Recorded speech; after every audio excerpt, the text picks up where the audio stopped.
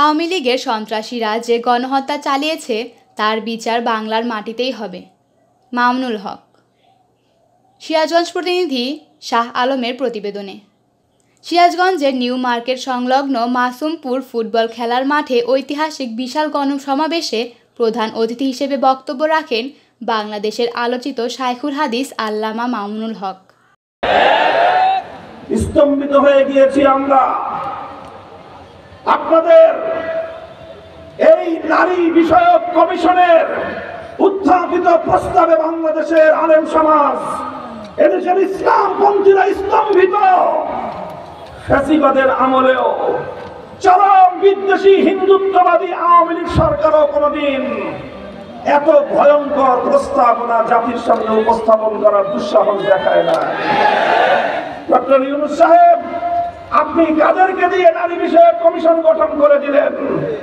তারা বলে বাংলাদেশে বিদ্যমান ধর্মীয় উত্তরাধিকারী আইন এবং পারিবারিক আইন বৈষম্যের প্রধান কারণ।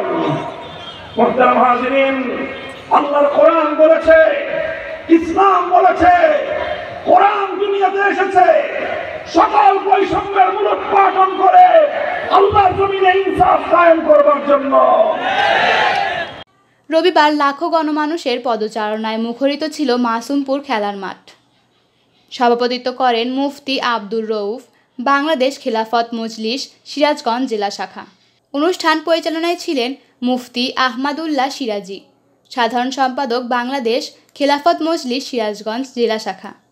বিশেষ অতিথি হিসেবে উপস্থিত ছিলেন মাওলানা জালালউদ্দিন আহমেদ, মহাসচিব বাংলাদেশ খেলাফত মজলিস, মুফতি শরাফত হুসাইন, যুগ্ম মহাসচিব বাংলাদেশ মজলিস, মাওলানা এনামুল হক মুসা, কেন্দ্রীয় সাংগঠনিক সম্পাদক, মাওলানা ফজলুর রহমান, আবুল হাসনাত প্রমুখ। সব শেষে দেশ ও জাতির মঙ্গল কামনায় দোয়া করা হয়। علينا يا مولانا إنك أنت التواب الرحيم وصلى الله تعالى على خير خلقه محمد وآله أجمعين اللهم آمين برحمتك يا أرحم الراحمين। দৈনিক জয়সাগর।